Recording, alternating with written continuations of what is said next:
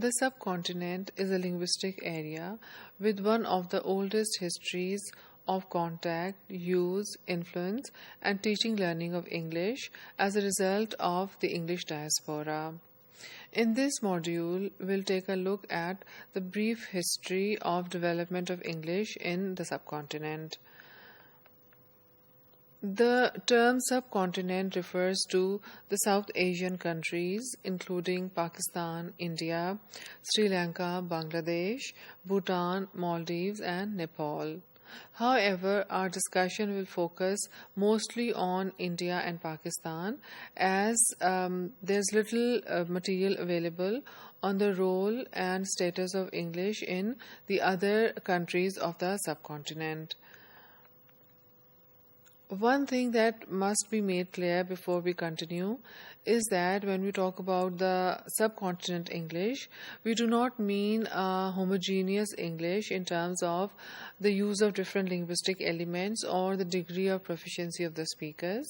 It only means different varieties of English which are found in different countries which are situated in the subcontinent.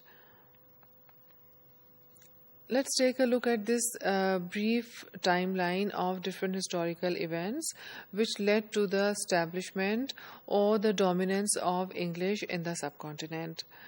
It was in 1600 that Britain's official expansion policy to India began. And before the end of the century, the British government virtually controlled all the trade and commerce of the subcontinent. In 1689, different administrative districts, in fact 3 administrative districts were established in Bengal, Bombay, then it was called Bombay, and Chennai, which was then called Madras.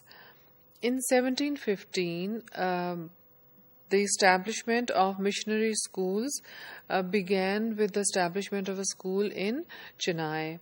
And besides these political and administrative events, the missionary schools also played an important role in the spread of English in the subcontinent. In 1773, a governor generalship of India was established by the British government, which means that they appointed a British governor general to India. In 1784, a department was established to manage Indian affairs through the passing of an act by the British Parliament. In 1858, immediately after the so-called War of Mutiny, the British government, again by passing an act through the British Parliament, assumed responsibility of governing India. So in 1858, the British government took complete charge of the administration of India. As I have already said that the missionary schools played a very important role in the spread of English. In these missionary schools, English was used for several functions, not only for educational purposes, but for performing other functions as well. It was not only these administrative events or administrative actions and missionaries which were responsible for the spread of English. The Indians themselves were very much responsible for the spread of English in the subcontinent. Influential Indians, the elitist Indians, they considered English as a way out of the backwardness. They thought the knowledge of English will, in a way, help in modernizing them, especially in terms of the knowledge of science and technology. So it was not only the English language which was considered a means of coming out of the backwardness, but also English culture. So English culture was also considered superior to the local cultures. And not only that, there was also a lot of resistance to the teaching of local languages by the local people. So we see that the local people themselves had a very big role in the spread of English in the subcontinent, and also in ignoring the local languages. An important administrative document which had a noticeable, in fact, a very influential effect on the spread of English in the subcontinent was Lord Macaulay's Minutes. Lord Macaulay's Minutes declared English better worth knowing than the regional or the local languages. Lord Macaulay was an individual who did not think much of the East or the Eastern knowledge. So, according to the minutes, the teaching of English to the local people will help in creating a class who may work only as interpreters between the British people, the British administrators, and the local people, and it will be a class of persons who will be Indian in blood and color, but in taste and opinions, etc., they will be English. So this was a strategy which, according to Lord Macaulay, will help in